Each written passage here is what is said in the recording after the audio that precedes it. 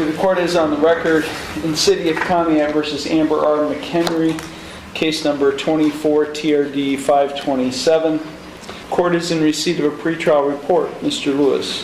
Thank you, Your Honor. We may have a resolution of the matter, should the court be willing to accept it, whereby the city would dismiss the fictitious plate charge at defendant's cost, and Ms. McHenry would then enter plea of guilty to the two remaining charges of failure to reinstate driving under suspension and expired plates. The city would then recommend waiver of fines the court would deem appropriate along with the court costs of the case. Thank you. Thank you. Mr. Sayage. Thank you, Your Honor.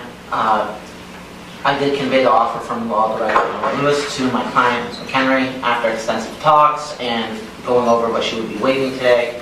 She has decided today that she would take the plea offer along with the state's recommendation of just court costs and fines. Okay, Ms. McHenry, it's my understanding today that you wish to change, you originally entered no plea to charges of failure to reinstate an unclassified misdemeanor and expired plates, a minor misdemeanor. You wish to enter guilty pleas to those two charges. In exchange for those guilty pleas, the fourth-degree misdemeanor charge of fictitious plates would be dismissed at your cost. Is that what you would like to see happen today? I believe so. You understand by pleading guilty to those charges that you would be waiving your right to the jury trial that is currently scheduled at the end of the month, as well as all of your trial rights. We just had a trial last week, so you kind of know what a trial is like. So by pleading guilty to these two charges, you'd be waiving all of those trial rights. Is that what you wish to do? Would that put an end to litigation? Yes, it would. I mean, no. I'm sorry? Yes. Okay. Also, you are represented by Mr. Sayage. Have you had sufficient time to consult with him, and are you satisfied with his counsel? Yes. Okay. I do find that defendants' pleas of guilty to these minor and unclassified misdemeanor offenses in subcase A and B, failure to reinstate and expired plates, to be knowing, voluntary, and intelligent. The court will accept the guilty pleas to those two charges, and I will therefore find her guilty of those offenses. I will dismiss at the defendant's cost the fictitious plates charge in subcase. Hey everyone, welcome back. Today's lineup features 3 outrageous courtroom moments starring self-proclaimed sovereign citizens. 2 of them even ended up on the same docket, believe it or not. But before we dive in, we've got a fresh twist in the saga of a familiar face I've covered before. After her courtroom arrest, she took to Facebook with a truly unhinged rant. You'll find her earlier court clips linked below. Let's get into it. So Ms. McHenry, I did not impose community work service. I could have. I did not impose a Class 7 license suspension. I could have on the failure to reinstate charge. I've just given you a fine and cost, although I'm ordering you to provide proof of insurance on the vehicle you're driving that day. If you're not able to provide to the clerk proof of insurance on the vehicle you're driving that day, you are subject to what we call a non-compliance suspension with the Bureau of Motor Vehicles.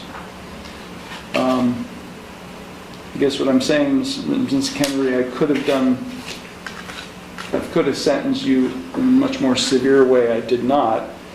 But understand that if you're back here with similar offenses and you're found guilty of those, I will impose those. What I didn't do today, I would do at a later time. After insisting the court had no authority over her and unleashing a wild Facebook rant, she's now admitting the law does, in fact, apply and that she crossed some lines. Whether that's genuine or just an attempt to speed things up, as she hinted, is anyone's guess. But if this is her idea of playing it straight, the judge made sure to issue a clear warning. Next voice, as I mentioned. Time will tell if she's actually turned a corner or if she stepped outside and slipped right back into her usual antics. Now, shifting gears, we're off to Georgia to check in on one of my favorite judges, Judge Tammy Hayward. She's a master of keeping things calm and respectful, even while firmly pointing out when someone's completely off track and doesn't have a clue what they're saying. Next case is LaTanya Denise Turner versus Brian K. Widener, State of Georgia, Salah Holdings, Delphine Gresham, and Larry W. Johnson. All right, is there Ms. Turner, LaTanya Denise Turner? Yes, I'm the attorney, in fact, on behalf of the principal, who is the registered agent. I have also already submitted forms appointing the judge over this matter to administrate on behalf of the principal. And I also submitted the rest of my entries on records. Now, with that being said, the Form Ms. Turner, 56 Ms. appointing judge. Ms. Turner, I gotta see you first. Okay. I'm trying to, there I go. Okay, there you are. All right, so Okay. Ms. Turner, very quickly. I've reviewed the information that you provided. First of all, you're suing with respect to a foreclosure, which is a situation that involves land and a determination of ownership with respect to land. That is not my jurisdiction. I'm in state court. State court does not have jurisdiction over determinations of land. We deal with dispossessories, which is a temporary situation with respect to land, the allowing someone to use your land in exchange for rent or your property in exchange for rent. But we do not deal with the whether a foreclosure is proper. So in this case, this court is going to have to transfer your case to the Superior Court of Clayton County, depending on whether this is Clayton County that's involved. And so I see you're suing the state of Georgia. Not sure how they're involved. Not sure how any of these parties are really have an interest in this case. But with respect to the jurisdiction with for foreclosures, that is not what I do. Okay. All right. Is there anyone else here on behalf of any of the other parties who either disagree with what I've said or who have anything that they would like to put on the record?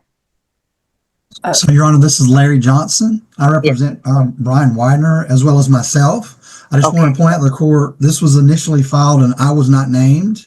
Okay. And after I filed an answer on behalf of Mr. Widener, the plaintiff just stuck my name and added it to it without a court order. And at that point in time, she needed a court order. So I'm not personally, I'm only in this case because I filed an answer for Mr. Widener.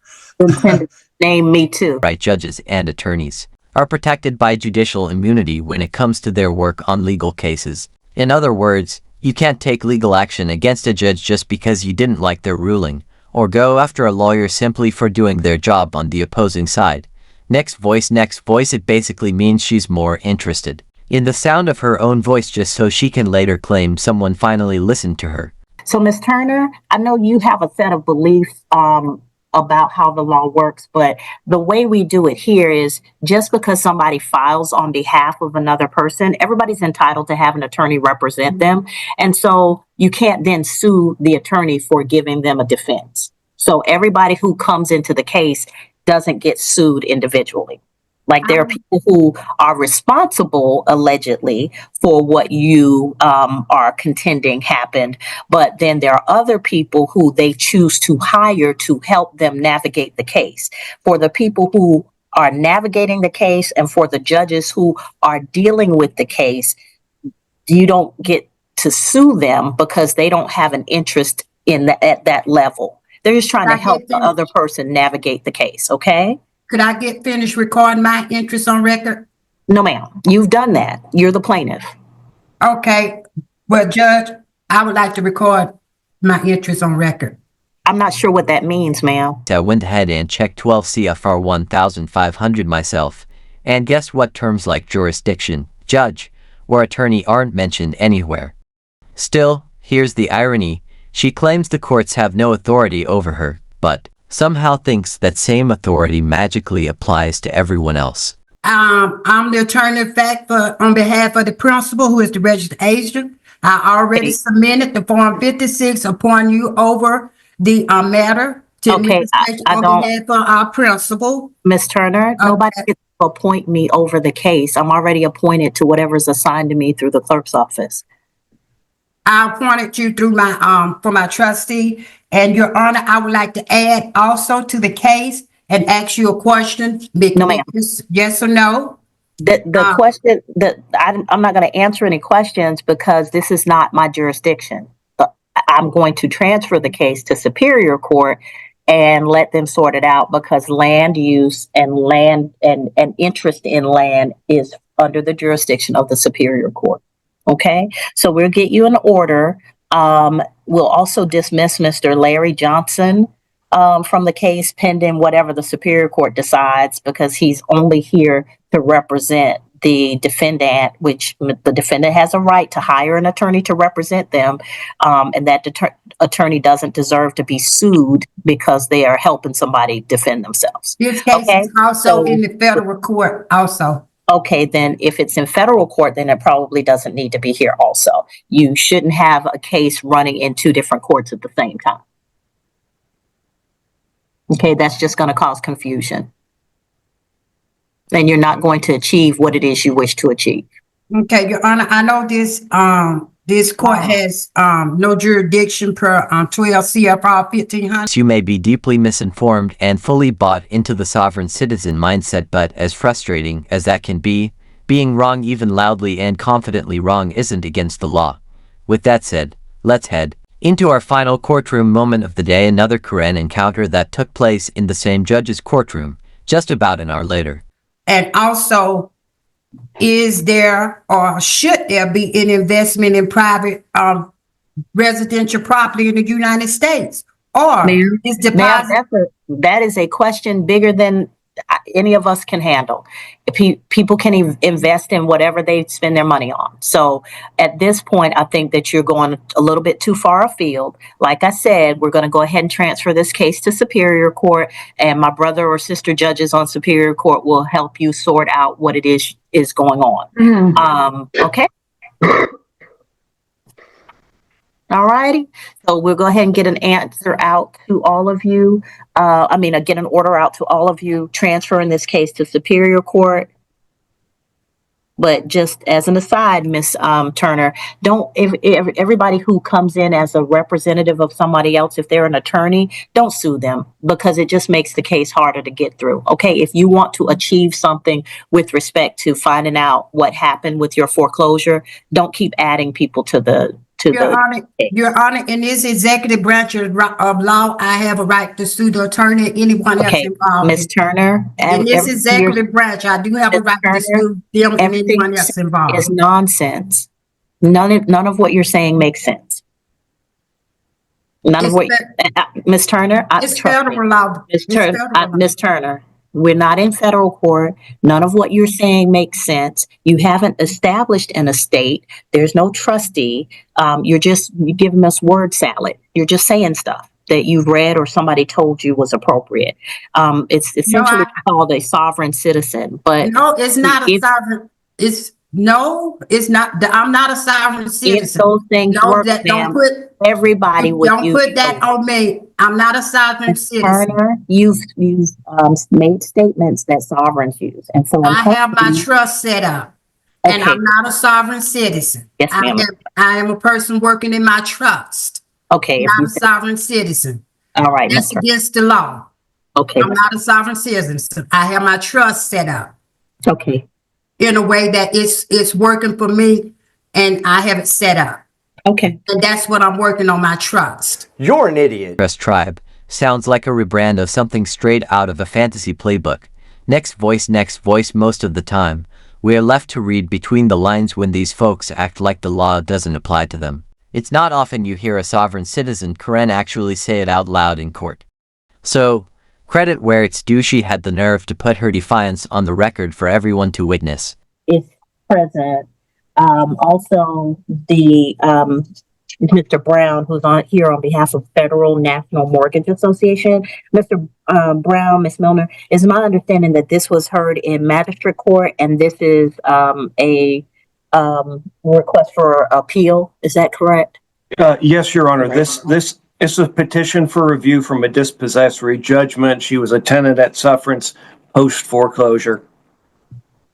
Okay. All right. So, Ms. Milner, tell me what's going on. Judge, well, this is a case of land rights tribal law and treaties. No, ma'am. Mm-mm, no. And I would just like to I say have that no- I'm a tribal No, member, ma'am. part of the Cash Box Trust Tribe, No, ma'am. governments, No, ma'am. We're not doing that. and American Um, Indian landowner. No, ma'am. So we're not doing all that.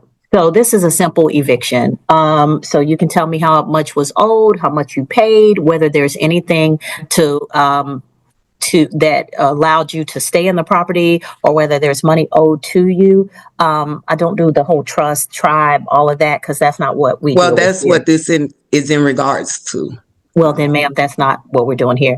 I would either have to transfer you to a tribal court, which I don't know of one exists for you, or for Superior Court, because this involves a foreclosure. Essentially, he bought the house through a foreclosure. You were a tenant in the house at the time, or you owned the house and he bought it under the foreclosure. And then it was whether you get to stay in the house and pay rent, or whether you're going to be evicted. Am I clear, Mr. Brown? Yes, Your Honor. And Because I don't deal with I went to law school for 3 years, have practiced law for over 30 years, have been a judge for over 12 years. I don't do the trust stuff because that's some arcane, esoteric stuff that you all believe that we don't follow here in the judicial system. I understand. Well, I would also like to say that I'm not here to handle any of my private affairs in the public. Okay, so I'm not sure what that means. You asked for the appeal. Yes, and as I was stating, I'm tribal member, part of the Cash Box Trust Tribe, and also an Indian American landowner. So this case is in regards to trust and tribal land. So the property, the foreclosure is on a house on tribal land. Correct. Which tribe? I'm sorry? Which tribe? The Ebony They Nooner kicked me tribe. out. No, sir. I don't know of that tribe, ma'am. So we either do Yes, this. and all the documentation had been put on file as well. Okay. Post foreclosure. So here's the thing. Like I said, I've explained to you that if somebody purchases a home through foreclosure, then the people who were owners of the home or buying the home have two options. They can leave, or they can be treated as tenants in the home. And in this case, it appears that Mr. Brown's client sought to evict you, and now you are asking for a review of that. So in my role in this court, I can go through the case as if it was never heard in magistrate court. But what I will tell you is I'm going to ask very specific questions. I'm going to follow the law under the state of Georgia with respect to landlord tenant. And if you're not able to provide me that information, then I'm going to determine that you're not able to prosecute the case in the way that it needs to be, and I'll dismiss it for want of prosecution.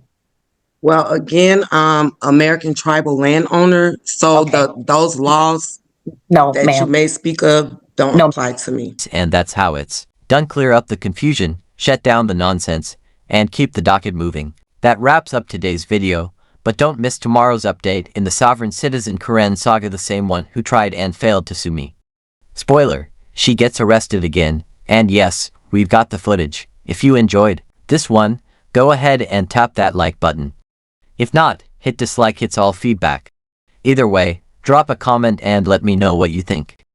Well then, okay, I'm going to dismiss your appeal for want of prosecution.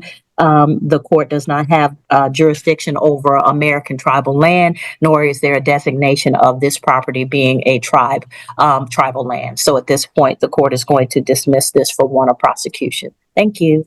All right, next.